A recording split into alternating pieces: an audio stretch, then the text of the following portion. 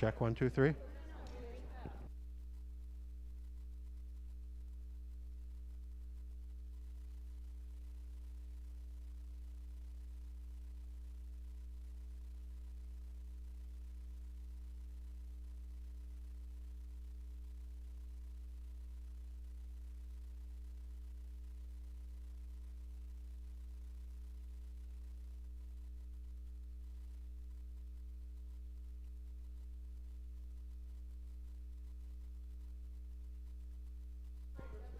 Check, 1, 2, 3.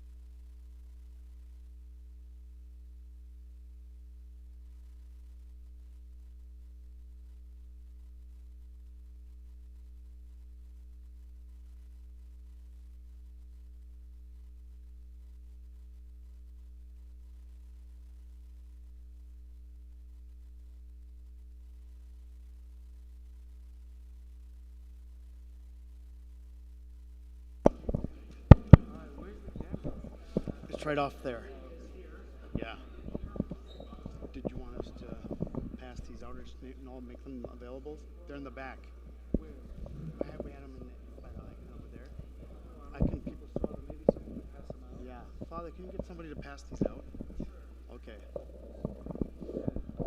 Okay. Pame. Okay, good afternoon. Well, wonderful to have all of you with us, those live and, of course, those streaming. We're very happy to welcome His Eminence Metropolitan Nathanael. He's been our Metropolitan 3.5+ years here in Chicago, and of course no stranger to any of us here. He's been able to visit. We've hosted many events up here. I know he loves coming up here even more than some other places, so we're very happy that he enjoys being with us. I know His Eminence will share a few thoughts, certainly about what he's accomplished, what he's done as our Metropolitan here in Chicago, certainly his future plans and long-term vision for our metropolis. You will be encouraged certainly to ask questions. That's a big part of his visit to us. You remember a few years ago, he had his listening tour when he came, and we were over at St. George. They hosted it. And it's kind of a follow-up. This is, I think, your 6th stop on this current movement around our metropolis, correct? So I'm sure he's very tired. He drove up, just so you know, on his own yesterday, and we'll try to have a hard stop at 3 o'clock today so he can drive back to Chicago and fulfill his duties tomorrow morning at the parish he'll be visiting. I want to let the people know who are watching us on the live stream on our YouTube channel that there is a link in the description that they can submit questions, and Father Jason will be monitoring those questions as they come in and bring them up here for me to offer them to His Eminence. There was a slight delay between the live and the streaming, but we'll get to those. So thank you, Your Eminence. I know there's also the annual report that are being handed out to the audience today. Welcome, Your Eminence. Your blessing. Thank you, Father George. Dear fathers and friends, it is indeed a great joy for me to visit the beautiful state of Minnesota. I'm on live, so I have to be careful what I say about the other states of our metropolis. I obviously live in Chicago, but there are very few places in our metropolis that have this natural beauty that you can find in Minnesota. I especially enjoy coming up here in the winter to see the lakes. I had an opportunity to walk on a lake for the first time last year, and it terrified me to think that there's about a foot or 2 feet of ice beneath my feet over, over thousands of gallons of water. But thank you for your hospitality today. I think, Father George, what we'll do today is not talk about my achievements, but talk about how we are doing as a metropolis, as a church, how we've been doing the last 3 years. And the we is defined in different ways depending on what we've been working on. So we, my core team down in Chicago, my Metropolis Council, but also we, the entire Metropolis family, have been a part of something very special.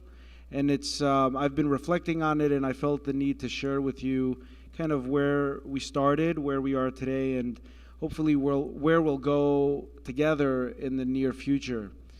So when I first got here, it was very difficult for me. I was very scared, naive, bishop, metropolitan, not really trained for this job, not knowing many people, knowing just a few priests. Some of them were schoolmates and classmates, but really just not knowing what I was getting into. But, I had to jump in head first, and we kind of realized there's a lot of work that needed to be done. Our metropolis was in really bad shape. The annual impact report talks about a little bit of that, but if you recall, we were operating without a budget. We did not have any resources or funds in the bank. We actually were in debt. It was a pretty bad situation. And so we needed to put in some changes right away. And so I put in a new Metropolis Council so that I can have a new team of people that could help guide our church in the new direction.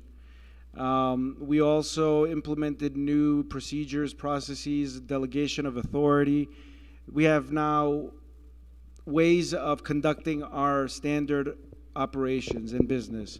The church is not a business, but we have to treat it with more respect than a business, and that means doing everything we do with respect and with responsibility. So we have ways of entering into a contract, for example, with, let's say, a vendor. When we want to enter into a contract with a photocopy machine vendor, there are rules. I can't just go and sign something and just say, get this vendor. Or if we want to expend some of the money that we have been entrusted with, I can't just go and say, buy this or buy that or spend it here. We do things now with a lot more transparency, with a lot more accountability. We've been doing some independent audits, and you can read about where we started in 2000, when we went backwards in 2015 to 17. The auditors couldn't give us an opinion.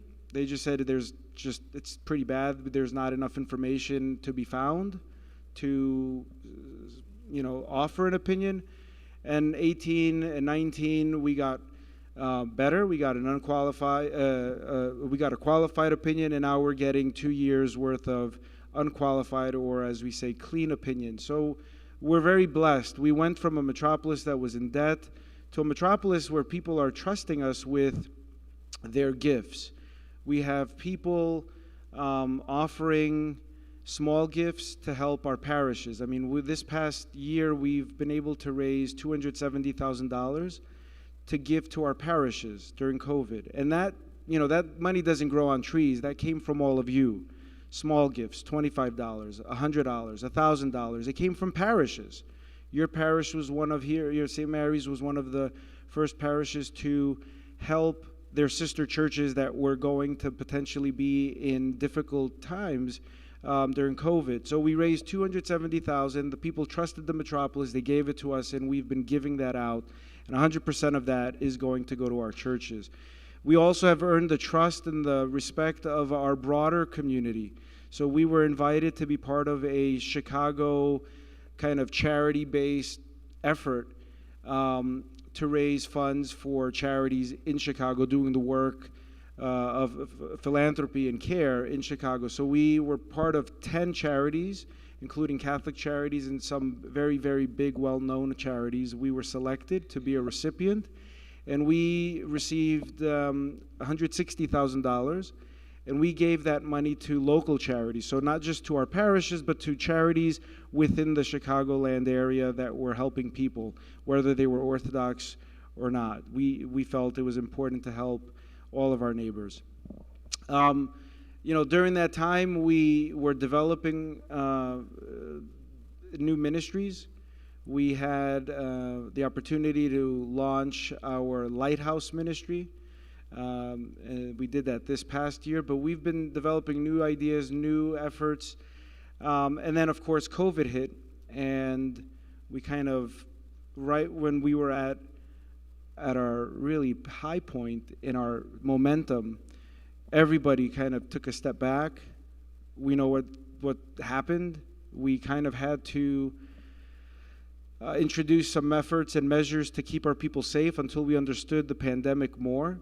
And it was something that I felt needed to be done. And, hindsight is 20/20, but I do feel that it was in the spirit of keeping our people safe during very difficult times.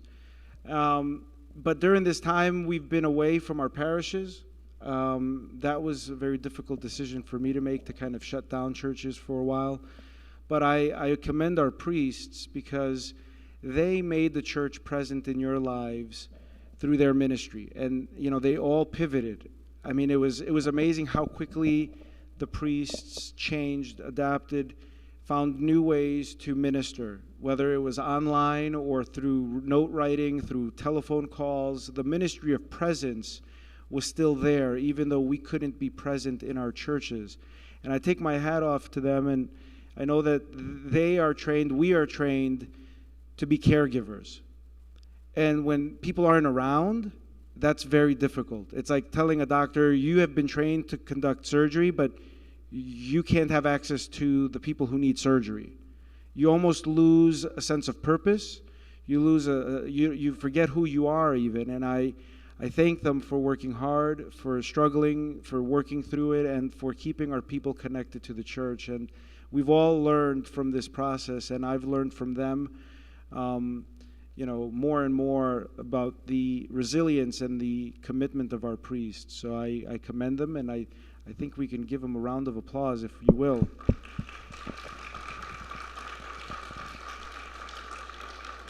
And that's not just for the priests in Minnesota, of course. That's for all of our priests in our metropolis, but all over the country and around the world. I think clergy, Orthodox Christian clergy, have done their best. I know there are churches out there, unfortunately, some Protestant churches that are still closed. I get emails from our ecumenical partners, and they talk about how to reopen churches still, and like they're still closed. Not like how do we get people to come back to church, but they haven't opened. A lot of churches have closed permanently. We want to avoid that. So I encourage people watching and people in the room today to please come back to church. The church is the safest place we can be, not because we can't get sick. This whole thing like I walk into this door and I magically can't get sick. That's not what we are saying. But there is no better place to be, especially during a crisis, than on the ship of Christ, than in the church. Come back, receive the sacraments. Please make the church, if it wasn't a part of your life, a part of your life starting today. That's what we have to offer. I mean, we have to offer Christ. And I encourage everyone to please come back and start over again. So, again, we learned a lot about ourselves during COVID. I know that our people love the church. They have all stepped up to help their parishes. And thank God, I think we're weathering the storm, and the worst part is hopefully behind us.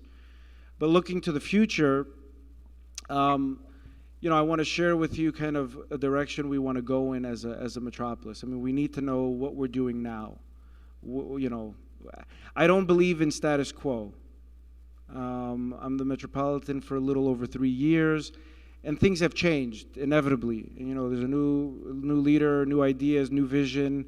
Things will change, and people will hopefully understand why things are happening. And I encourage you today to ask questions about anything that you have experienced or you may not understand even. But things are going to change. Things have changed, and our goal is to become a better, more vibrant church. A church that is more embracing of others, a church that is the home of more people than ever before. And I think that there are 3 key areas that I would like to dedicate our efforts and our energy on to kind of get us there. This will not happen overnight, but we need to start. First is kind of an area of leadership development and continual formation of our leaders, and especially our clergy leaders. So we will be launching a new initiative to help in that continual formation of our priests. We need our priests to continue to grow. At seminary, we did this for 7 years, 4 years, 7 years. We were pushed, we were challenged, we were educated, we were formed and shaped, and then it kind of pauses or stops sometimes. Once you get ordained, it's like, now figure it out on your own. You're thrown in a parish and you're told, go at it, do something. So we want to continue that process, because there isn't anyone that stops growing. If we stop growing, we stop living. So we want to train our priests to be even more dynamic clergy and more dynamic leaders, and that will also then include, once we do this with clergy, lay leadership development. Once we can do that, we want to equip our people, priests and laity, with the resources they need. One of the biggest hurdles we have to overcome is the low literacy levels of our people when it comes to the faith. Our people don't know the faith. They don't understand why they're Orthodox. They know how to be Orthodox, right? You tell them someone died, okay, I have to bury them in the church. After the burial, okay, I have to make Koliva 40 days later and bring it to the church. Oh, I need to pray for health. I can write names and bring it to the priest. Or I can make bread and bring it and do artoclasia. Or I think they know the customs, they know how to, the movements, but they don't really know why. Where are those grounded? And I know today we're talking about the Bible study that you have every Saturday, teaching you about the biblical roots of our worship, right? Why do we worship this way? Here, let me teach you. It's in the Bible. And what is the significance of what's written in the Bible? How is that important to us today? Why is it important for us to understand our faith, and how do we apply the faith? So we will be implementing and introducing some resources for our priests and our lay leaders to provide people across the metropolis with tools to understand the power of faith, to learn the faith, and then to learn how to apply the faith. And that kind of segues into our third area, which is philanthropy. And applying the faith in more than just witnessing through speaking up publicly. I mean, there's a need for us to do that, right, to talk about the faith, but we have to apply the faith to good works. Faith without works is dead, as we're told. So we need to, more than ever, increase our philanthropy, our outreach. That is a way for us to also help evangelize people. When people are cared for, when people are loved, that's what happened in the early church, by the way. They come to Christ. When they see us be more caring, more loving, more Christ-like, they will want to be part of our family. When we treat people with love and embrace them as one of our own, they will want to embrace orthodoxy. That's what I believe. I mean, I could be wrong. But so we want to train leaders, equip leaders with the faith, and then help people, empower people to go out and apply the faith. Those three areas are things that we're going to focus on. We're also going to announce a foundation, a special Greek Orthodox Metropolis of Chicago Foundation, which is going to be set up to help provide us sustained long-term resources for these programs and other programs. Programs on a metropolis level, but also programs on a parish level. We want to support one another, and we can't keep doing it as one-offs. We have to be ready for every single crisis that's to come, whether it's an economic crisis, a pandemic crisis, or an opportunity as a crisis. We want to have the tools and the resources, the funds, to take advantage of every opportunity that's in front of us. So that foundation will be one of the items we'll look at the Clergy Laity. That's very exciting. It's been 2.5 years in the works. We also are investing more resources in our youth ministry. So our youth ministry in 2018, we were putting about $750,000 toward that. This year, 2022, we are expected to put $1.3 million in our youth programs. So that's a commitment that we as a metropolis are making, basically doubling the money that we are, directing to our youth programs. We want our youth programs that are currently in Chicago to also be applied elsewhere. You guys are far away, right? 6 hours away. Duluth is even further. Rochester's a little closer. St. Paul's close to Minneapolis. But we want to share ideas. You have your St. Mary's camp, and it's amazing. We want to learn from your camp and apply what you're doing down in Missouri, or apply what we have at Fenari in Iowa. So we are looking at ways of introducing these youth ministry resources to all of our metropolis, including here in Minnesota. We just had a successful Lighthouse year. So Lighthouse is a new camp for emerging freshmen, kids that have graduated from high school and are going into their freshman year of college. I think we had about 50 kids. It was an amazing program. It was the first year we did it during COVID. And we're going to keep doing it. And it'll be great if we can do it in other parts of our metropolis, not just in Chicago. And I will just close with a few other kind of basic housekeeping things, and then a little our vision of what the metropolis I kind of would like to look like. As you know, we're still trying to sell Burton Place. I don't know if that's an exciting bit of information, but that is a piece of property that we used to operate out of. We are no longer operating out of there. For the last 3 years, we have been operating out of space that's been provided for free from parishioners of our metropolis. We are currently in, I look at this room and I envy the size of this room here, because I operate out of 1,100 square feet. Our staff of 6 people have found ways to be responsible with your gifts. So we are doing that because, we want to be as responsible with the money that we have, because it's the church's money. So, but we are actively looking for a metropolis center. We cannot operate like this forever. So that's something to keep in mind. I mean, when we find something and we have an offer that's accepted, or we all, we'll always bring it back to the people for their approval. That's the way it has to be. We put in a new board at the St. Yakov's Retreat Center, and the board has done some amazing things. They have developed and will present a business plan for the first time. They have a plan for keeping this place going and being sustainable and profitable even. They have a strategic plan and a vision for the place and what it can be. So we want to present that to you. And kind of that's just some housekeeping things. And we're also looking for a way to expand our staff.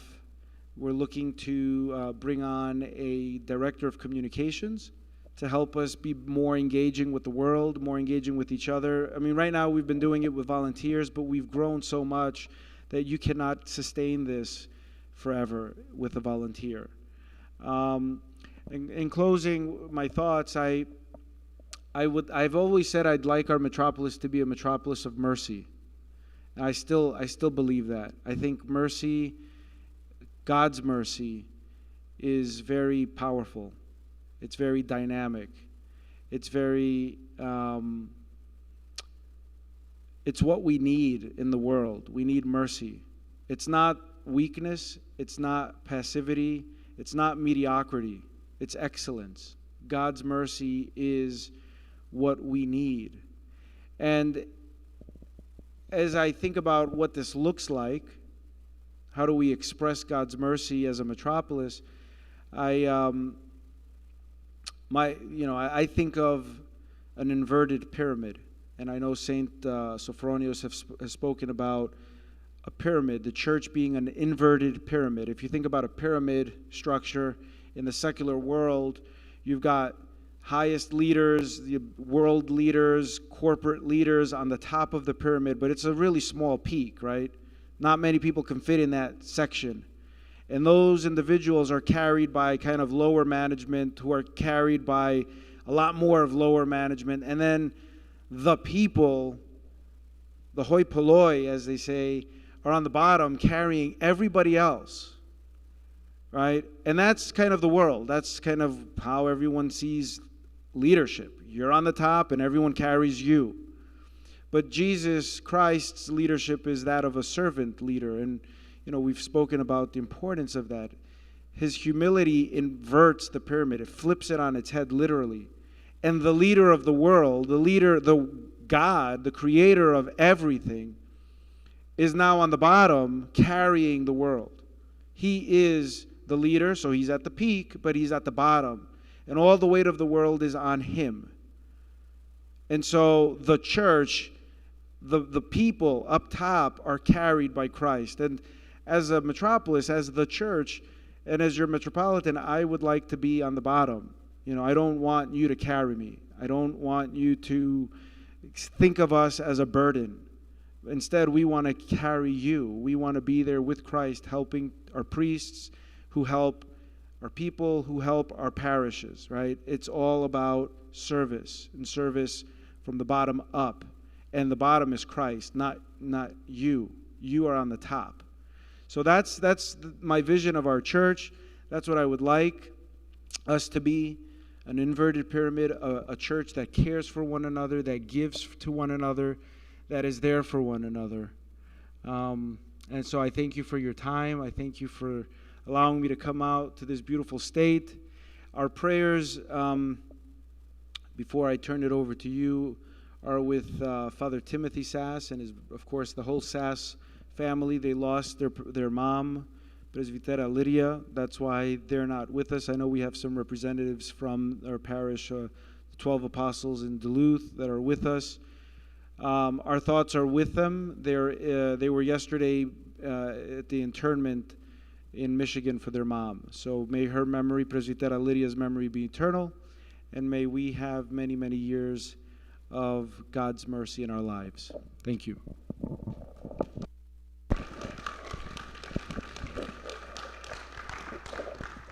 Thank you, Your Eminence, for your words. Have a seat. Have a seat. For just a point of order, for the questions, which His Eminence encourages and welcomes very much from all of you, and some that have been submitted either prior to today or from the people streaming right now, please know that the microphones down the two aisles to your right and left are hot, they're live, they're ready to go. But if you could please, rather than trying to us scramble and find you, please line up and go ahead and begin to answer your questions. Just go ahead, go to the, I'm sorry, ask your questions. Yeah, you may stand at the microphone, and if you're ready, then go ahead and line up and you can ask your questions and His Eminence will respond. Thank you.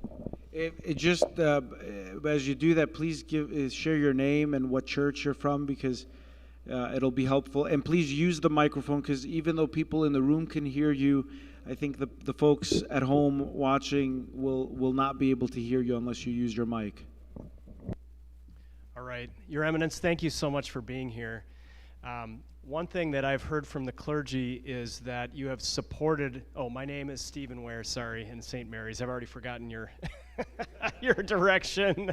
I think most people here I do know, but one thing I have heard from clergy families is that's been a very intentional part of your ministry to them, is to see them cared for, and that you play a special role with them. Last time you were here, though, also for the town hall, you mentioned that one thing you'd like to see is less of a passive attitude in the laity as well, that there might be at times an excessive deference, not that we're not loving and supporting our clergy, but that sometimes we wait to act too long. I was curious to see if you might have some examples now over a couple of years that might help us as we continue to maybe act and do things in our parish that'll help grow the body of Christ. Thank you. Yeah, that's a great question. So I think, there are extremes in the world of leadership, especially church leadership. You have like clericalism, especially in the high Catholic Church, where everything is like dictated down, despotism, maybe in the Orthodox Church, where everything is about the priests. The focus is on the priest, direction is given by clerics, and that's it, and the laity kind of just follow. There's also kind of this kind of congregationalism where everything is like the people, only the laity. There is no need for a clergy. There's no such thing as, leadership or a first or a head. Everything has to be kind of together, and whether you're a priest or a layperson, you're all the same, and there's no difference in your roles and responsibility. So, I mean, both of those extremes are bad. And what we need is collegiality. We need a head, and in the church, the head is Christ for all of us. We have to acknowledge that first and foremost. Christ is our head. Now, in a parish, we have a leader, and that is the priest.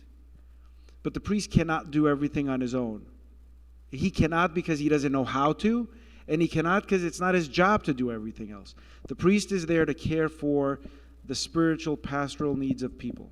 He also obviously he's responsible for the wellness of the parish.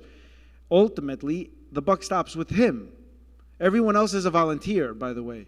But, the priest has to also then be involved in kind of the governance, administration of the church. He can't abdicate that role too, or that responsibility to just lay people. He has to be involved. I have yet, and I'm trying to think if I want to be very accurate about this. Maybe there's one example, and I can maybe talk about it, but I have yet to see parishes as a whole, as a group, clergy and their lay leaders as part of a council, or come to the Metropolis to talk about the future of their parish. Everything is always done on a local level.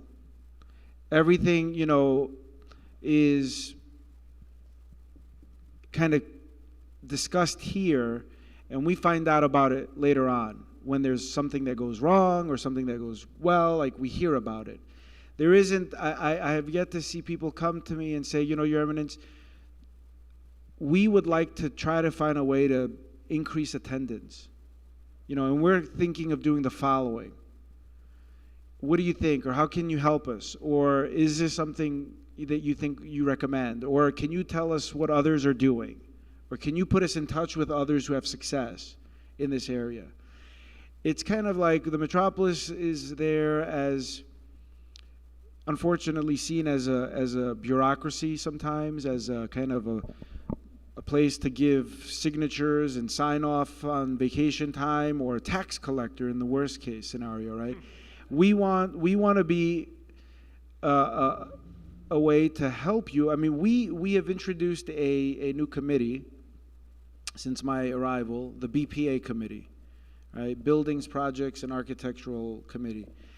So that committee was there to help parishes be proactive and engaging in the metropolis. It's a committee that's there to offer resources to our parishes when undertaking capital improvements. Anything that you're building, a roof, iconography, a new building. We have experts that we're making available to our parishes, and it's worked. Our parishes are coming to us because they need my permission to start something, but it's become an exchange.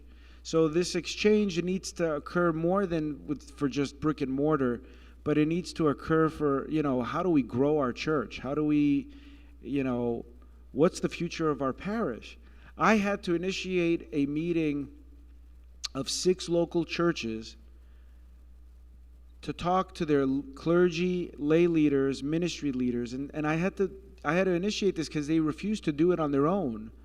They're within 10 miles of each other, and they're not working with each other.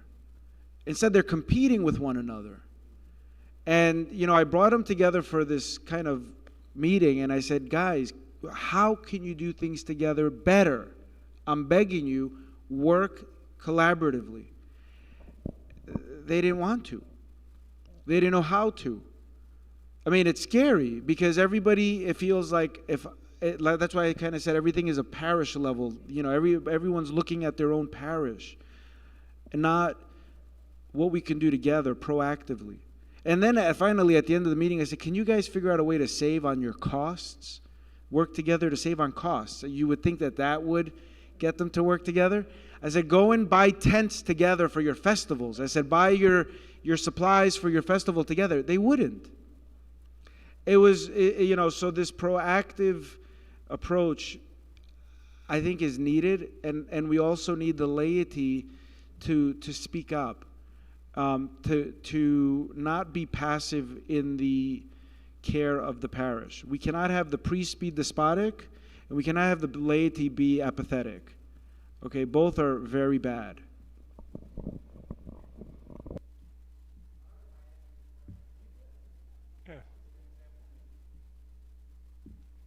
Your Eminence, I have always appreciated that you've been I'm Bob Kennedy. I'm from this parish, St. Mary's. I've always appreciated since the first time I met you, the first time you came in here, it's a freshness, an openness, willingness to listen, and to try new things. And I thank God that you're here. I just want to bring up a couple things. I've managed quite a few people in my lifetime, and my lifetime's a little older than yours.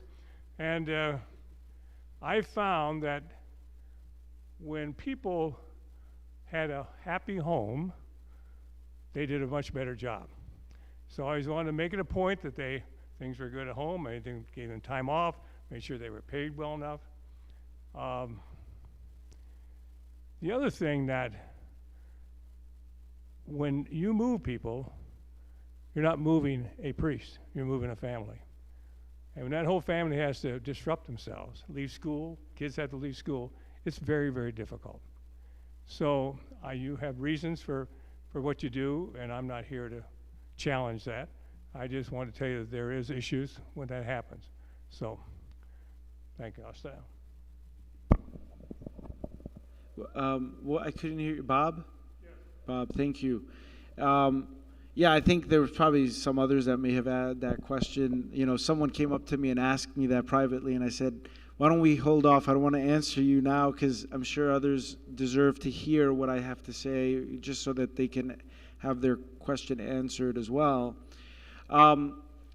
So I understand that when somebody is reassigned or assigned for the first time, it affects their family. It actually affects a lot more than their family. But I wanted to share with you kind of the context, right, of our metropolis, so that you can understand what goes into an assignment or a reassignment and so forth. So, because it's not easy, it doesn't happen every day. There is no mathematical equation or contract. The Catholics have contracts with their priests and their parishes. They're in a parish.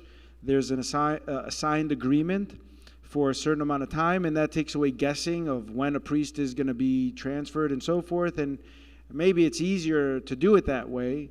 I don't like that, kind of a contractual assignment and so forth. There is also, some people have asked me if I have, a theory or a philosophy. Is it every 10 years, every 15 years, every 20 years that a priest is moved? And I don't have that either. I don't think that every priest is the same, and I don't think every parish is the same, and so you can't approach it with a stale philosophy that every 10 years a priest needs to go somewhere else.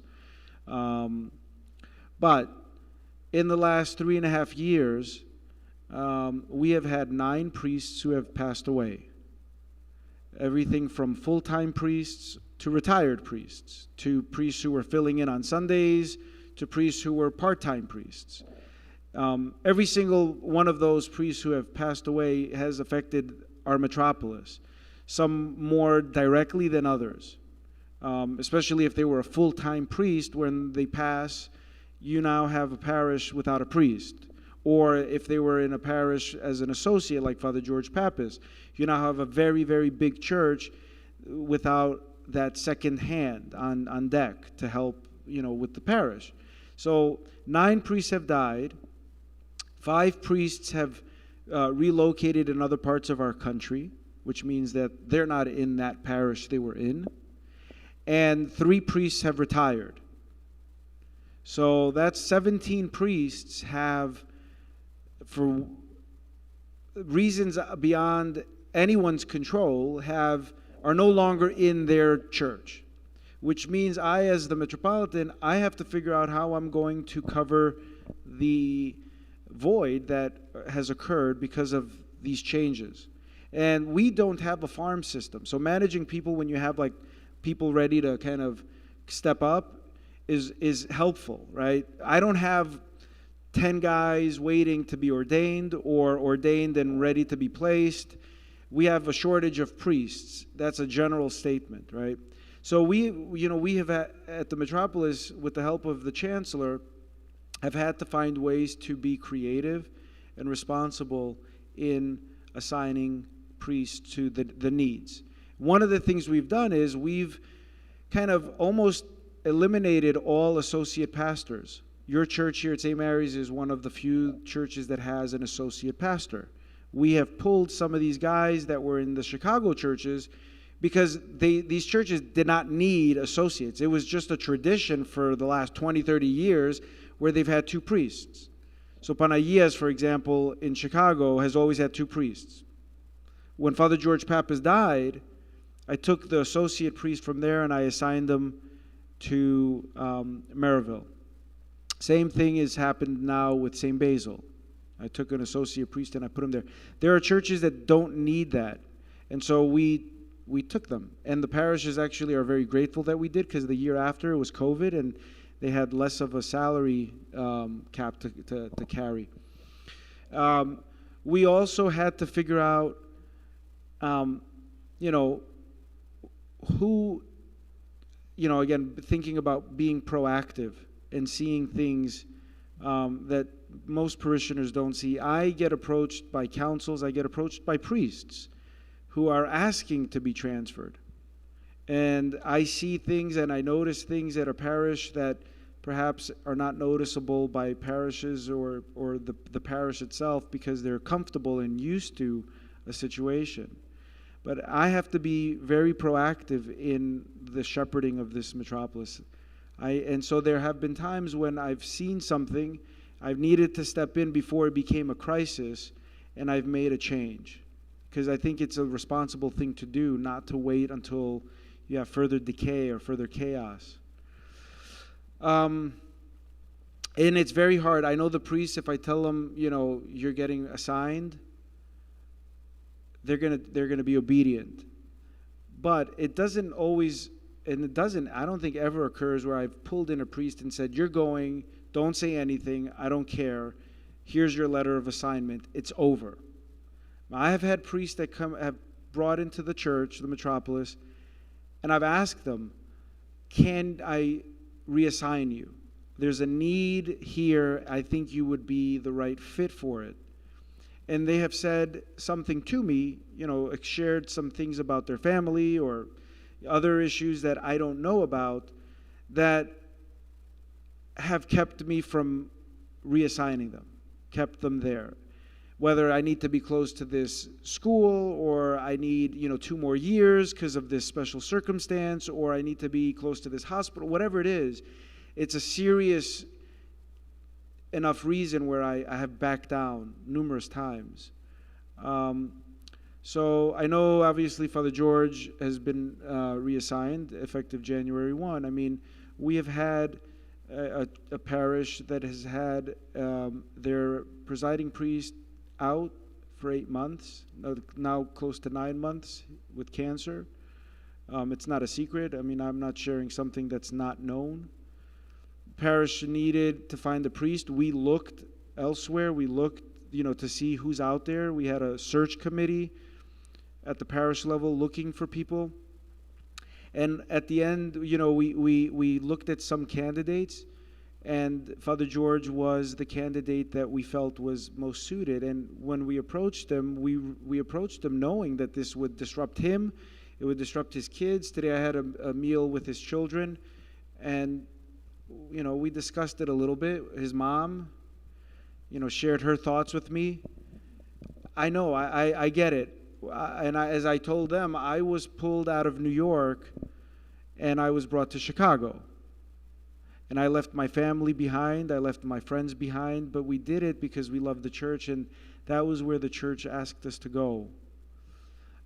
So I say this with a lot of humility. I don't do this with a lot of comfort or joy. It's always with a lot of prayer, a lot of guidance. I ask the chancellor for his feedback. I ask sometimes the vicars for their feedback on an idea.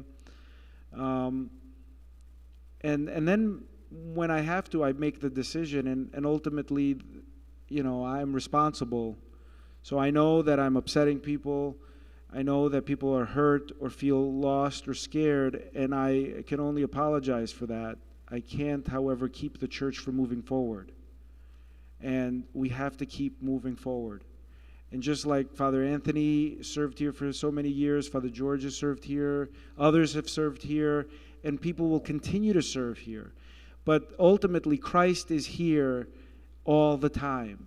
And that is your bedrock in whatever church you're in. Christ, not the priest, not the metropolitan, Christ. And I think we all believe in that, and it's hard. We have to remember that when we have changes like this that occur, that we have faith in Christ. Christ is the rock, not the priest, not me. Okay? So.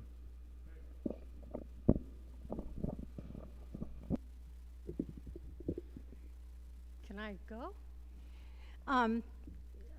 Thank you for listening to us. You said before that it was very important for us as lay people to understand our faith and what we really believe. When I heard about Father George, my heart was crushed. We all love him very much. No one loves him more than each other. And it was very difficult emotionally. But as I came to pray about it and realize in our faith, like you said, Christ is the church, not the priest. And sometimes being a shepherd and a servant, which our priests are, I know they sign up for this, they understand it, just like in the military, you will be moved. But we never really hope it'll happen to us because we grow to love each other and we are used to each other. But it's also an opportunity for us to remember, as Orthodox Christians, that we are to be obedient And the example to us is how our priests are obedient, no matter what the cost is going to be for them, the difficult and changing. If we are to understand our faith, we are obedient and we trust in God's promises. He will not desert us, He will not leave us, and He will not leave the priest that He gives the special blessing to handle whatever their crisis may be in leaving their sheep, because He's leaving His sheep. He loves us. All the priests love their parishioners, and this gives them the opportunity to be the example to us of how we handle when thorn is, presented in our side of something difficult we don't want to deal with. And so, as an Orthodox faithful servant, I want to be obedient and loving to my faithful Father, who is a faithful servant. And so, if we look at it that way, perhaps we can understand a little better that it's a sacrifice, and we all have to sacrifice as our Lord did. I just want to thank you for letting us talk about it and sharing it with you. I'm Sandra Anderson from St. Mary's Greek Orthodox Church. Thank you, Sandra. Well, everyone uses the word obedience. We're Orthodox. We always talk about that. But I think someone said, a dear friend of mine, she said, Ipakoi, obedience, is not the same with ipotagi, which is subjugation. Right? Ipakoi, obedience, is dynamic, it's conversational, there's dialogue in ipakoi. It's not blindness, it's not subjugation, it's not despotism. So for me to tell a priest, be blind, be obedient, this is what you're going to do, and then not have them speak from their heart or not tell me what the challenges are going to be is not fair. I deserve to struggle with them. I should struggle when assigning a priest or moving a priest. It's not fair to them for me to just think it's easy and just send a letter off. So there's got to be dialogue. You all need to be able to share your thoughts with me, and I obviously that's what we're doing today. But again, this is where being proactive with all of the things that we're dealing with as a church, as a community, as a parish, and engaging the Metropolis helps me understand you, helps me understand what you're struggling with, and then helps me understand how I can help, or where I should step out of the way, or and trust the local parish, or do something that the local parish isn't doing, or step in and help them. So it's about, ipakoi is not subjugation, it's not passive. Obedience is very active, it's conversational, it's dynamic, and ultimately it is an act of faith. It's a leap of faith when we say it's active. It's not just sitting by idly.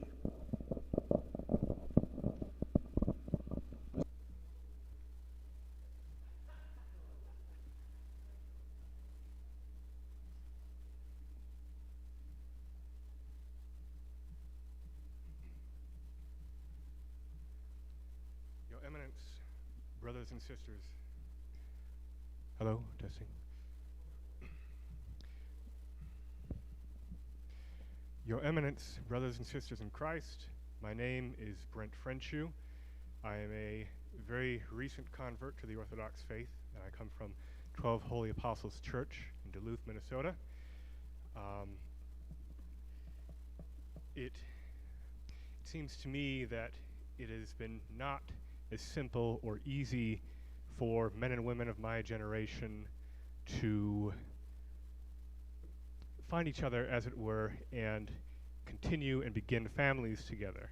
Of course, it is a good and righteous thing to win new converts and to spread the word, and that way to grow the church, but it is equally important for young men and women to continue the faith down the generations, and of course, that requires a family. Of course, we all know that marriage is not the institution in America that it used to be, and it is even more difficult for members of the Orthodox Church to come together simply because it is obvious that we are all more scattered and not as numerous as other Christian denominations like the Protestants and Catholics. So my question today is this.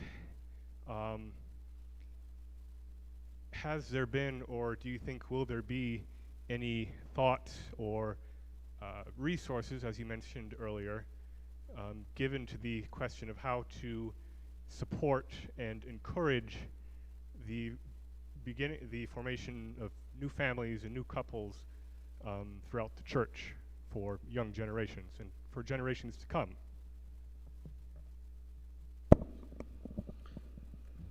Brent from Duluth. Yes, Your Eminence. Thank you. Well, if you're asking if the Metropolis is going to create or provide resources, I think we have to understand that we don't want to recreate the wheel. I mean, I don't know that that we need to do that. I know obviously we have, the Archdiocese has some departments that provide some resources for marriage. I tend to think if people, again, I want to focus our energy and limited resources on teaching the faith in general, right? During that process, maybe there will be modules and programs for the understanding of marriage and the sanctity of marriage and what marriage is. There are resources that our priests are using for counseling couples who are looking to get married, but I think if we begin to educate, if you educate and empower adults, they will then be equipped to teach their kids at a younger age. These kids will begin to grow understanding who they are as Orthodox Christians.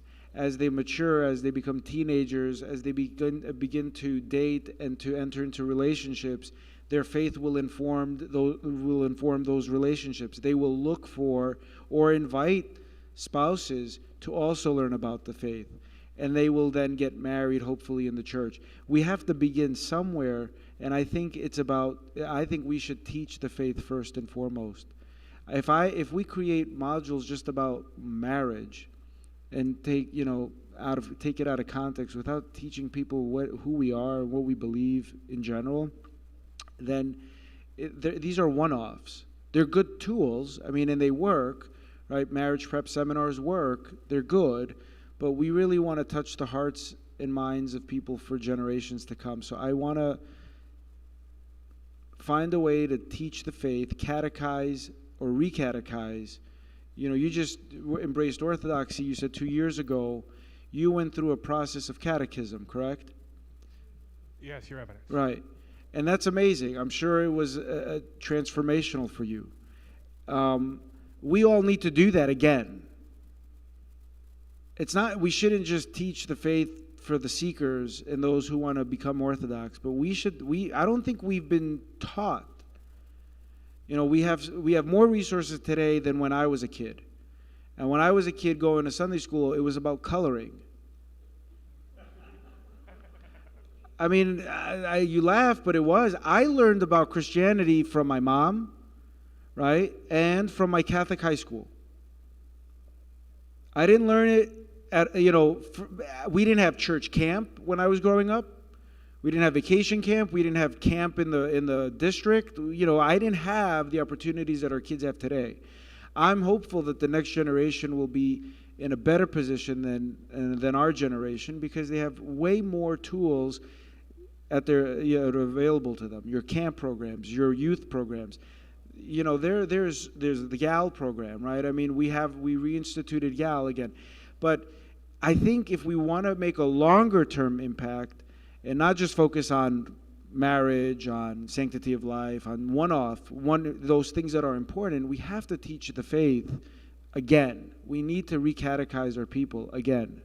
Because I don't know if we've even catechized them growing up.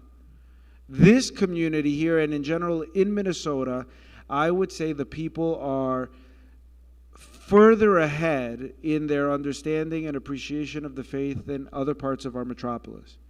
Light years ahead, and that largely has to do with the person of Father Anthony Coñares.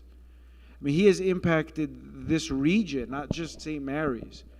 You know, there are others now who are building upon it, the priests, the lay people. You know, there's a tradition of learning, tradition of reading, teaching. That doesn't exist everywhere.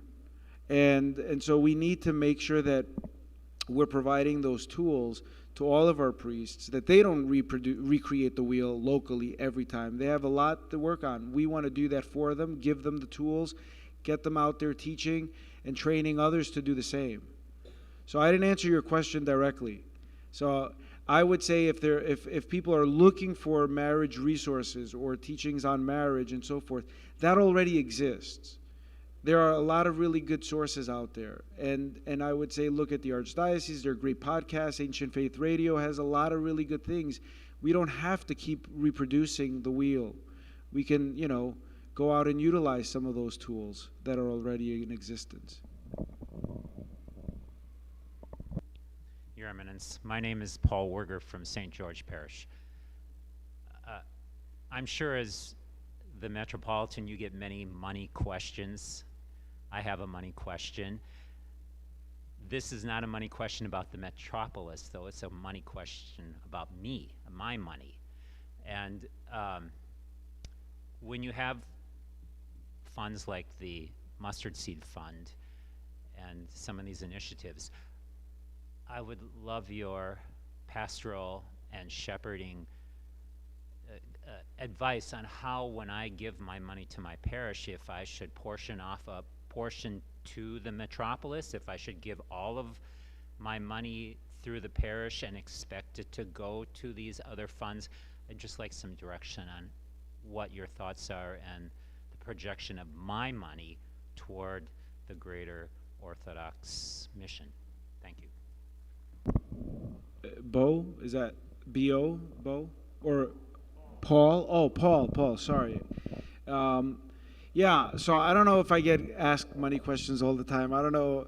But I guess I deal with money issues because I have to manage, I have to be a good steward of the church, right? A steward of the church that I've been entrusted with, Metropolis. So that money is part of that.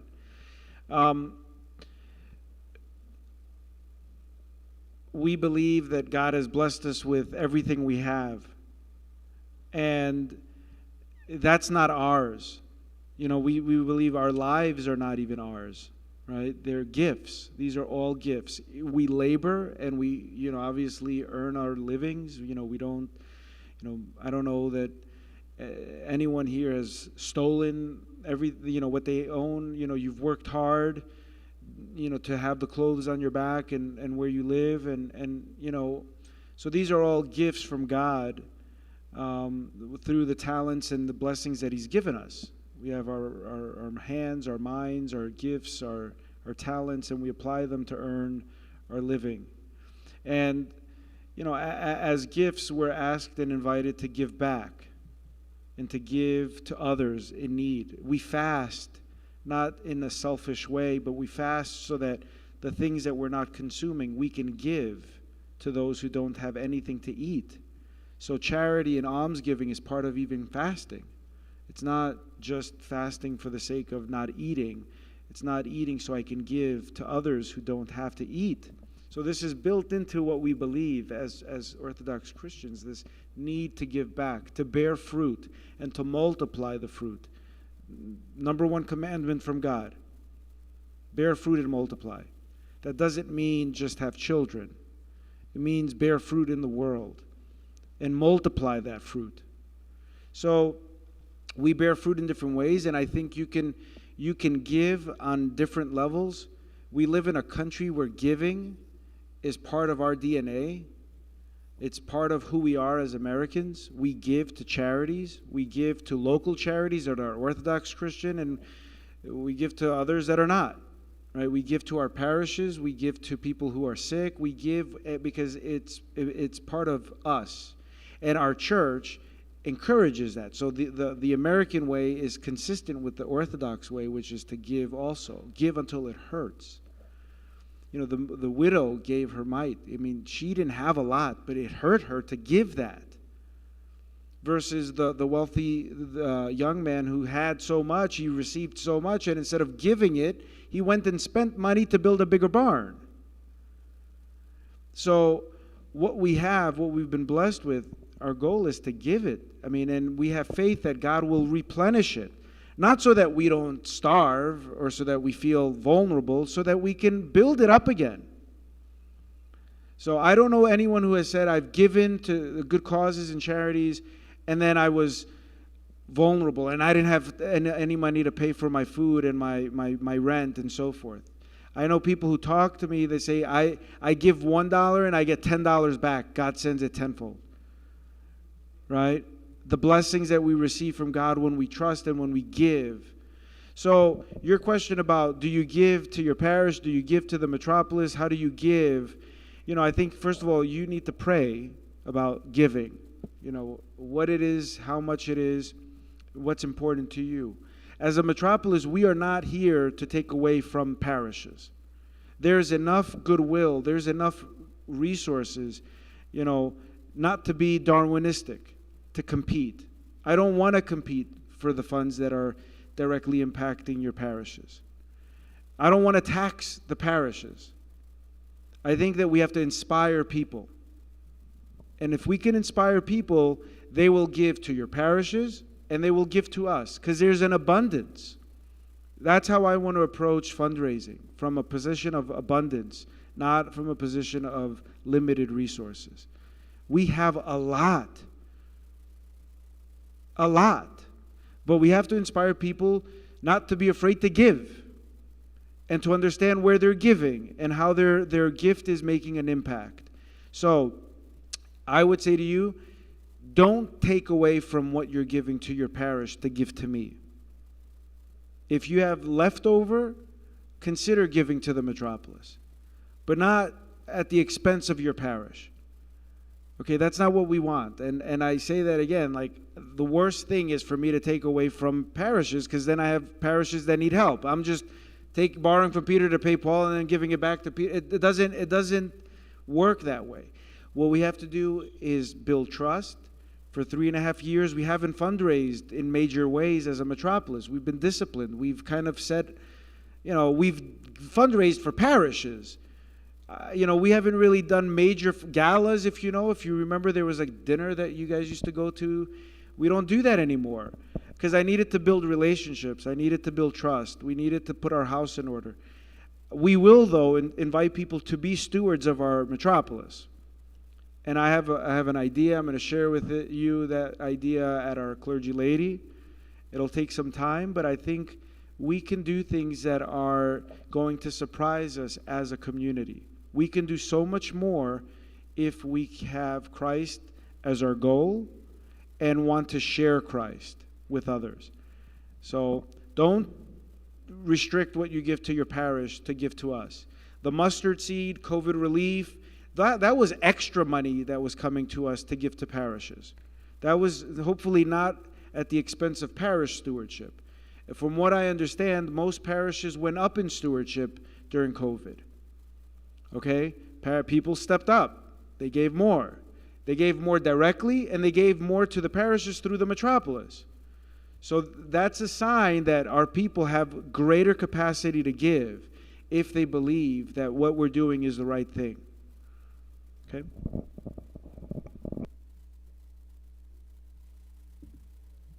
My name is Metropolis, and I'm from St. Mary's. Is it not on? Huh?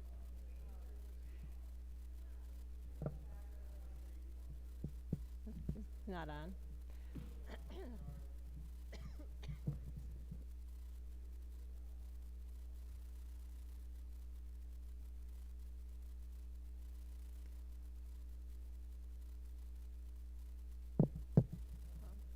Your Eminence, thank you for being here. I didn't want to start coughing into it. Thank you for being here, Your Eminence. This is kind of I'm just reflecting. I'm reflecting from my pain, and I'm reflecting from my hope. First, I'll reflect the pain part. When I found out that Father George has been reassigned. It was kind of towards the end of my struggle with COVID, and I was at a low point. And I'm very ashamed to say I became practically hysterical because I was at a low point in all ways. And I just prayed, Lord, 2 spiritual fathers in 1 year. I can't handle it. I'm old now. I feel like I'm starting over. I need direction. I need help. And my poor daughter-in-law had to watch me go through this. After I calmed down, I said, okay, what have you learned from your spiritual fathers? Is this the way we act? No. And their sacrifice to us, if there are spiritual fathers, what should we do? And so I calmed down, and then I heard Father Timothy was going to be replacing Father George, and he's a beloved priest in our diocese, and he started with us. And I'm thinking, now all the people in Duluth are going to hate us. How are we going to keep this group together? How am I going to support Presbytera and the kids, and Presbytera Gabriela and her kids? And okay, now you're on the right track. Excuse me. Now the shoe's on the other foot. Did I learn anything from my spiritual fathers? Then let's get with it, right? What are we going to do? And so the hope comes from you, Your Eminence. You started out telling us what you have already started to do. From your demeanor, from your humility, from your leadership. I was present when dear Father Anthony was ordained by Archbishop Michael. I remember that clearly. And I was enthralled by the beauty and the spirituality and the hope and the whole thing of it.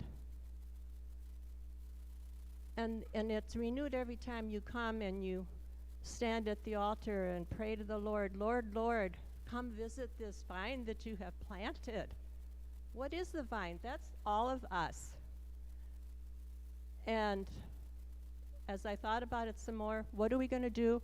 This building, that building, et cetera, et cetera. I don't remember. Those that were at the head of the long-range planning committee could tell you more. I was just a little part of it to follow along and hear and learn.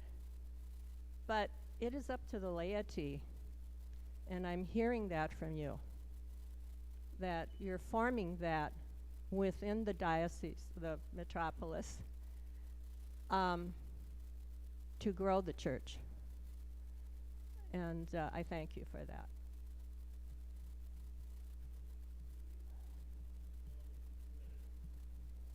So I just, can I reflect on what you said a little bit? First of all, I'm very moved by of the process that you went through of being angry.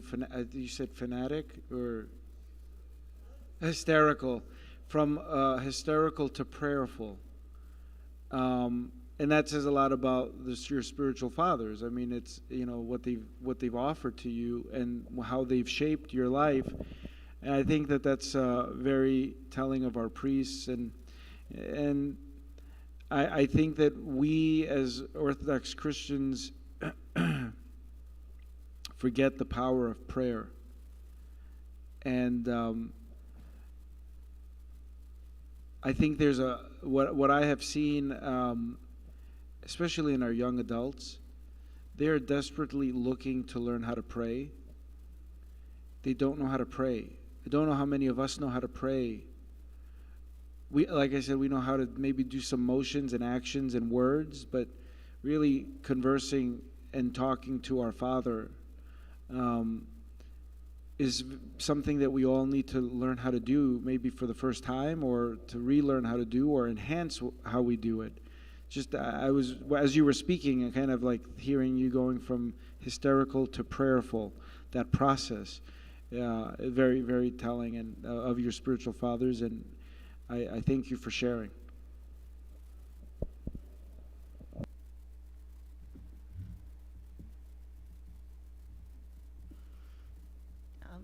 Your Eminence, my name is Erica. I'm here from St. Mary's here.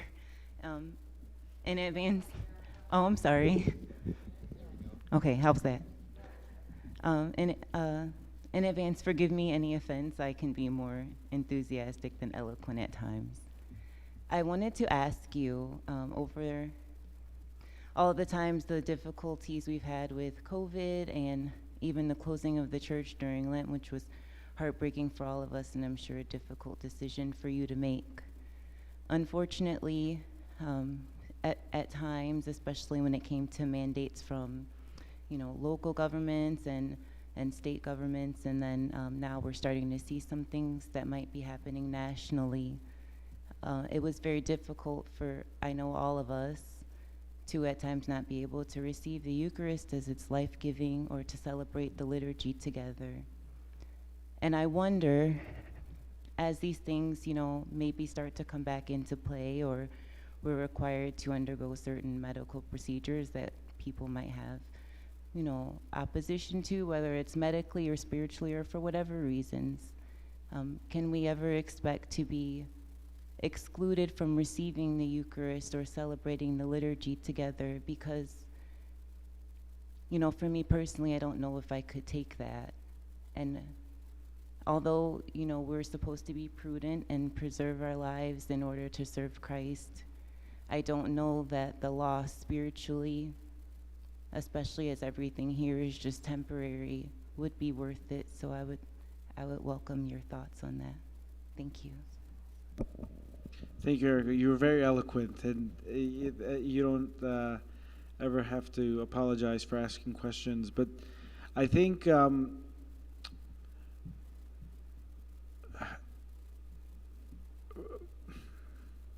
in March of 2020, most of the world didn't know what we were dealing with.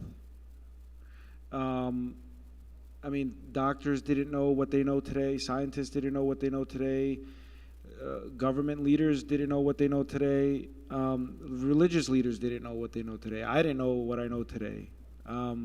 So we were all making decisions based on a lot of whatever we were told and learned at the time. Some of those decisions, looking back, may have been wrong, and I know I've made mistakes, but I think they were all done. I'd like to think, I can't speak for others, but at least for me, they were done because out of care, and they were done with a lot of thought and prayer, advice from the experts that were advising, and that includes not just scientific experts, but also other hierarchs I was speaking to. I was not making decisions in a bubble. I was talking to hierarchs around the world, what they were doing, what they were experiencing, how they were approaching things. As a synod here in America, we spoke, and we kind of were trying to figure out how we can do things that allowed for some flexibility in some parts of the country, and others, based on the statistics, the infection rate, and so forth. I will say this: there will not be anyone who is excluded from the Eucharist. Obviously you have to be an Orthodox Christian to receive the Eucharist, so that's, don't make this a theological point. It's no one will be excluded if you're not vaccinated or anything. The same way, I don't think people should be shamed if they're not vaccinated, or shamed if they are.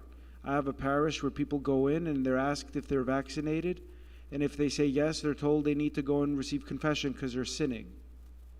Well, we say that, but there are people that say this type of thing. We have places where a person said to me in one of the town halls, I go into a church without a mask and I feel like I'm being shamed. That shouldn't be the case. There's some of you who are wearing masks today, some who are not, and that is a comfort level. I wear my mask, and that's not an ideological or political statement. I wear it because I have an 83-year-old mother at home, and I can't get sick. I mean, not because I don't want to die or I'm not ready to be sick or something like that. It's because I don't want my mother to get sick. So everybody has their own circumstances and their own tolerance and fear level or comfort level. But at the end of the day, we come to church because we're all in need of Christ. And no one should be shamed coming to church. No one should be made to feel that they're not welcomed if they're coming to church. No one should be made to feel guilty when they're in church. And that means many times putting our egos to the side. Maybe sometimes not letting our own opinion be known about this issue. Remaining silent gives the other person room sometimes. And remaining silent sometimes is as important as speaking up. So I don't know that our local government officials are ever going to attempt to shut down churches or forbid us from doing something. I am prepared if that occurs to take necessary steps. I don't think it'll ever reach that place. I don't think so. I think that, again, government officials maybe were afraid that churches, and there were churches or houses of worship that were super spreaders. And that was the reality, and they saw one, and they then applied a rule to everybody. Our people have been very responsible. The priests have done a good job. The COVID safety teams have done a great job of keeping our people as safe as possible. You know, we have space for if you want to social distance. We have space if you don't. You know, masks are strongly encouraged. I don't want mask police. But, you know, we're going to get through this, and we have to get through this together. And, you know, but in terms of the Eucharist, there will not be anyone who is forbidden from approaching the Eucharist because of how they feel about COVID, period. And I don't believe we obviously have not changed the way we give communion.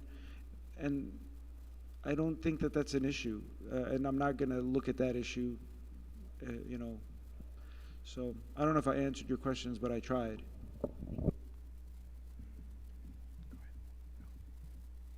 Your Eminence, it's Andrea Tigas. This is my home. I'm afraid I'm going to be a little negative, but I come to church and I feel like I am safe in my church. I am safe here. I walk out the doors and I feel like I'm going out into the world of Noah. And it seems like we're surrounded by just everything opposite of what we find in our church now outside. And I have to admit to being a little discouraged by the hierarchy of our church, not you necessarily. I'm not talking about you. And I'm extremely blessed to be in a parish here that has been led by faithful priests and a parish that has taken the importance of liturgy out into the world serious. But it seems like from our hierarchy, I'm seeing like the green is important. The restore St. Nicholas, which I know that's fine, but where is the leadership in the world is burning around us? We're, addressing things like pro-life. I know you're active in that, but I get discouraged because I'm not seeing it from our head. So, thank you.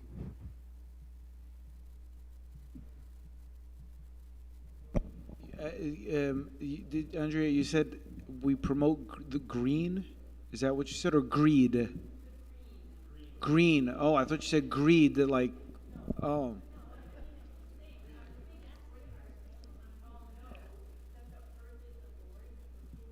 Yeah. Yeah. So I think that,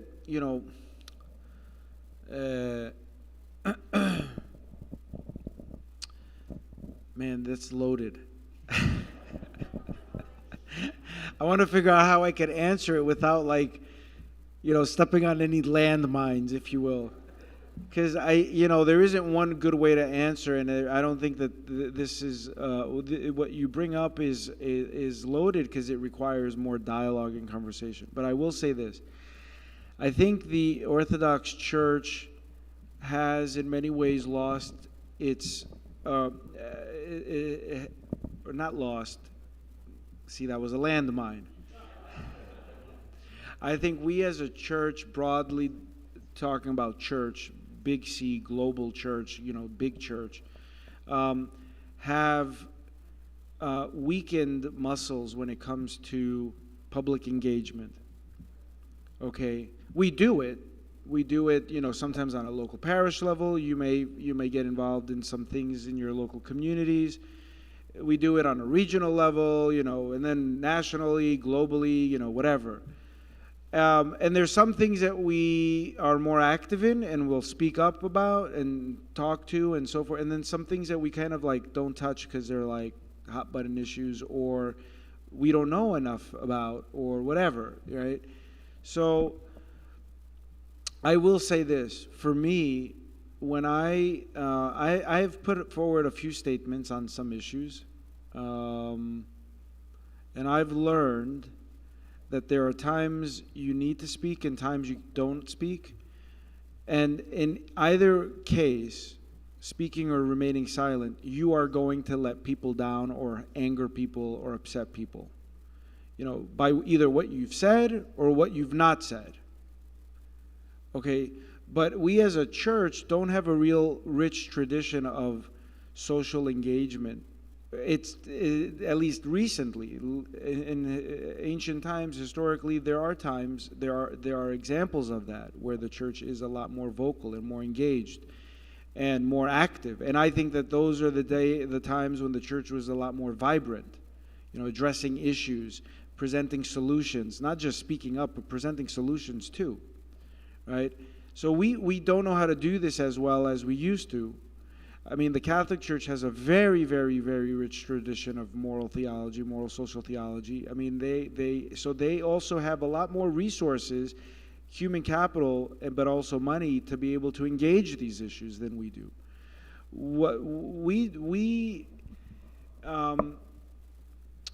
There are some efforts to try to do this. I mean, I can point to, a recent document from the Patriarchate that was issued, Social Teachings of the Church. Some people may not like it, that's fine, but there are attempts. There are attempts of some priests to do this. But we have to understand that when one person or a priest or a bishop speaks, it doesn't represent the church.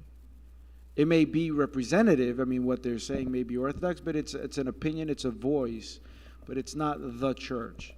The church speaks as synod or through synod, officially. I don't know. I think that we have to do a better job of addressing some of the issues.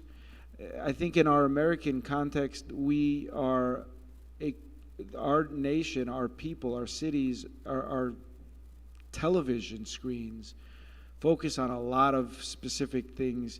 We are a super hypersexual community, in this country. Everything is about sexuality to the point it becomes like a fetish.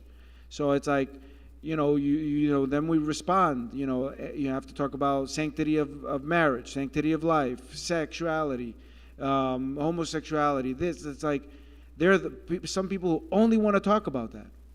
And that's their platform. I'm not saying we shouldn't talk about those issues. It's important to, but there are so many more other issues that we can talk about that affect way more people, like poverty, like hunger, right? Those are as difficult, if not more difficult, than some of these other issues that people want to always focus on.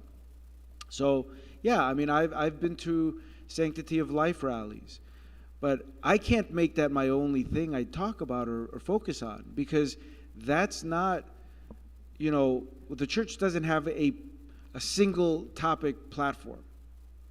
And we have to remember that we have people in our pews that are not of the same mind. They're not. I can tell you, they're not. They're not. It's just reality. They're not. And we saw this with COVID. And the COVID isn't as controversial as many of these other issues. So we have to realize that when we speak, we are going to potentially divide the community. And maybe that's necessary sometimes. Maybe it's necessary to not divide and eliminate, but identify, speak the truth, and have people understand and struggle with this truth. You know, I don't want people to leave the church, ever. But sometimes when we speak up, that's what happens. And sometimes when we don't speak up, that's what happens. But we need to figure out how to strengthen those muscles. It's not going to happen overnight. Yeah. So if we can, maybe it's a little after 3. I know Father George just got up to be the gatekeeper of time. That's Kang the Conqueror. That's a Loki. If you watch Loki, the Loki series. Maybe 2 more questions, and then I'm gonna, have to get going. I apologize. No, it's understood. My name's Annette Lagares. I'm from St. Mary's. My notation is the fact that we've been asking or answering all the questions in the room, but there are numerous people, I included, that sent questions through the site. So my recommendation to you, His Eminence, would be to possibly answer those questions online and send it back to so that everybody could see and answer those. I think that would be best since we are almost out of time here. So how about this? Rather than that, do you know what your question was? No, mine's basically been answered, but I just feel bad for all the people that I are don't watching know. Yeah, online. Father George, and did you see any questions that weren't asked? We just don't have the time. That's probably the problem. Yeah, that's a good point. I don't know who's managing the questions that are coming in, but I'm happy to take a question that hasn't been asked from the questions that came in, or... Well, if 2 more questions. Let's ask a question. I don't know. Has anyone submitted anything online? I believe Father Jason had those All right. questions. So Jason, figure out what question hasn't been asked. Don't show me. Ask it. This one says... He's like, I don't want to answer that one. But make it a good one. Like, what color believe me, I'm not asking all of them on there, okay? With several priests in the Metropolis retiring recently or in the near future, how does the Metropolis plan to fill all of these open positions? What are we... Oh, yeah, we did do that. Oh, hang on. Well, we gave you kind of an understanding. The other ones you don't want. Why don't I want the other ones? He's like, you don't want the other ones. So you got one? Yeah, I haven't seen them. That's why I don't know what he's talking about. Okay. No, but just ask a question. A major concern of the smaller parishes in the outlying areas of Metropolis is evangelism and growth, i.e. the very survival of Orthodoxy in communities where it has been for up to 100 years. How does the leadership plan to address this concern? And to follow up, how can these small parishes continue to afford to support their priests without those leadership growth and sustainability is not possible? That's a little bit unclear. So this came up in one of our town hall meetings out in Iowa. Obviously, in Iowa, we have much smaller communities than in Chicagoland, and definitely much smaller than St. Mary's.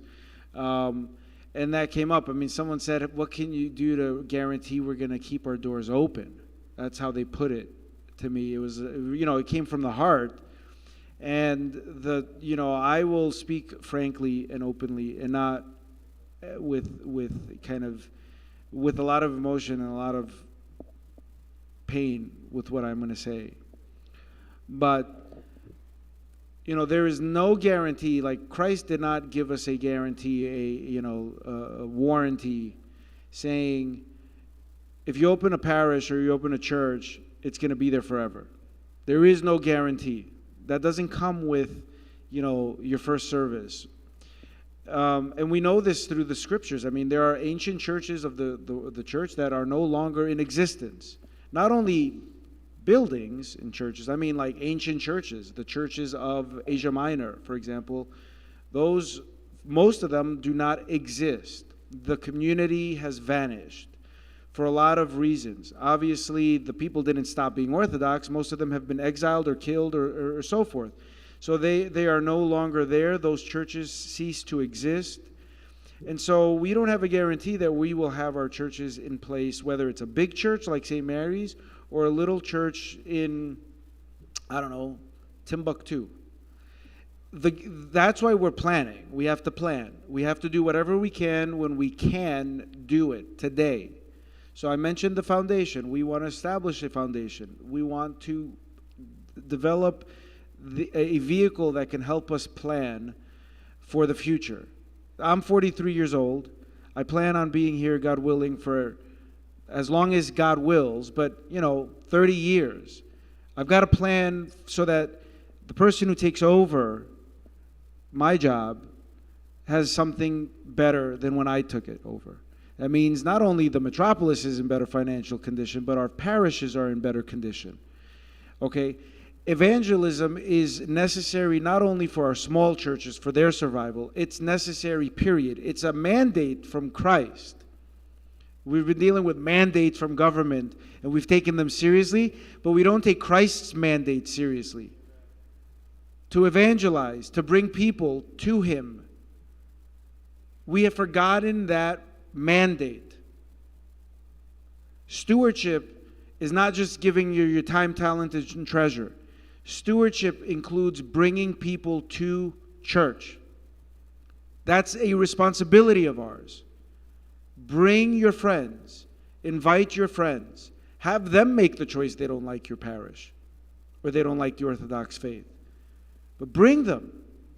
So I don't think that it's only a requirement for the future of our small churches. It's required of us from Christ. It is, if we don't do that, a large church, if you remember Ayet Riada in Chicago, I came here and I inherited a mess. There was a big church, one of the biggest churches in the country, one of the oldest churches in the country, lost its building. Over the course of 15 plus years, bad decisions were made, conflict arose, and it got worse and worse and worse, and they owed $8 million on top of that, and they lost their building. Fortunately, the community's still there, and we're trying to recover and help them come back, but that could be any single one of our parishes. So we have to do the right thing. That community focused extensively on its ethnic Greek background. And rather than making sure the rest of the people who were around the church were in the church, the people who were around the church eventually was a Latino community. They did nothing for the community to bring them in until at the very end where they were desperate. It's important that we are in the world and inviting the world in. If we're not doing that, we will close our doors. There is no guarantee from Christ. Christ mandated, He gave us a map. He said, go and bring people, go make disciples of all nations. If you could do that, that's also a very good sustainable business plan, by the way. Right? The more stewards you have, the more resources you're going to have. It's just mathematics. He didn't frame it in those terms, but it is. I mean, the fewer, customers you have at the coffee shop, the less likely you are that you're going to pay your bills, the more likely you are that you're going to close down your coffee shop. So our mandate is to bring people to Christ. That is the business plan. We have to accept that mandate. Okay. Sorry. Get what you said too. So. Yeah, go ahead. Now, one last question. Your Eminence, first of all, if I get home after 10 o'clock, I'm calling you up at 1 a.m. and I'm going to wake you up. We can talk the whole way. I'll fly back. Yeah. No, Your Eminence, Dan Christopoulos, Minneapolis. I thank you for everything you've said. A lot to process. But I want to go back to the comment made by our friend from Duluth, because I listened carefully to his question and also your response about family and marriage. One of the things that struck me when I came here in April of 1992 was how many people had gotten married because of the camp program in this. I'd never been around that, and it really and at the time early on it was just St. Mary's Greek, and then it became Pan Orthodox. So I just want to lift that up with a second story. 9 years ago, I was sitting at lunch with Metropolitan Hieronymus in Tanzania, in Bukoba, and my cell phone rang, and it was my daughter from Cheyenne, Wyoming, who was a teacher, and she was hysterical. So, like you were talking, she was hysterical, crying. She knew I was overseas, so I knew something was wrong, and she said, "I have to get out of here." And I'm like, "What's on?" And she told me. And I said, "Well, honey, what do you want?" She goes, "I want to go back to Minneapolis where my church friends and my camp friends are." And it really struck me. And she did. She moved back here. The reason I bring that up, Your Eminence, and for all of us, is, as you said, there's a lot of resources about marriage and all of that. But so many of those things don't get used at the time they need to be used, because people already fall in love, and they're falling in love from here. And I really loved what you said about sharing best practices in our camping programs, because we have kids at such a critical moment in their formation that, and I've seen it in this community, if we can really share that and institutionalize that, I think some of what he was asking about building strong bonds of Orthodox Christian marriages and families, that's where we got to have it, not later intellectually. And so I just really thank you, because I think this is a great opportunity, and we can share that and share what we're doing, but also from other parts of the diocese and the country, because those youth really embrace, and that's all. Just thanks for being here. Thank you, Dan. Again, I thank you all for your time, your questions, your frustrations, your aspirations, everything that you've offered. I always learn when I engage people and talk to you, and there's some. I'm gonna issue a kind of an open letter to our community with some of the things I've learned on these 6 town hall meetings, and kind of I'm going to reflect on what I've heard and offer some ideas and kind of response to the general themes, just so that others maybe who haven't been able to participate can also appreciate some of what you brought to the table. It's not easy. We don't have a silver bullet for all of our problems, but I do believe that if we stay committed to one another, if we stay committed and faithful to Christ, we will persevere. We will be fine. Taking care of one another is what we can do, and Christ will do the rest. So I thank you for your hospitality, Father George, Father Jason, the whole parish of St. Mary's. I thank everyone who traveled from far and near, to our Duluth friends who came from far away, from Rochester, that's pretty far away, and of course St. Paul, that's not too far away. Again, thank you all for spending your Saturday afternoon with me. Thank you. Have a great day.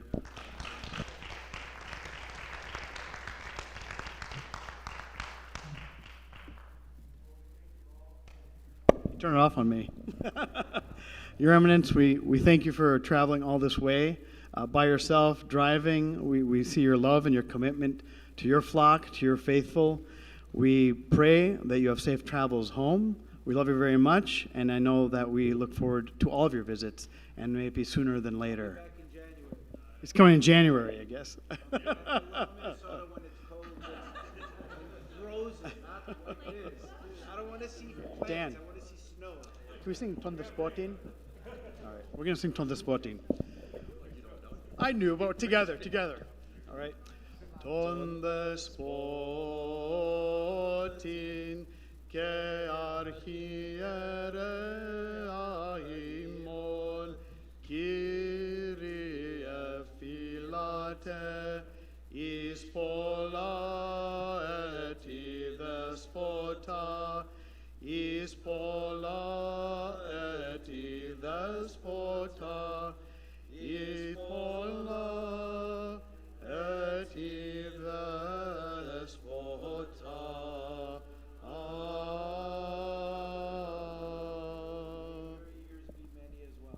Thank you, Your Eminence. Our prayers are with you. Safe travels.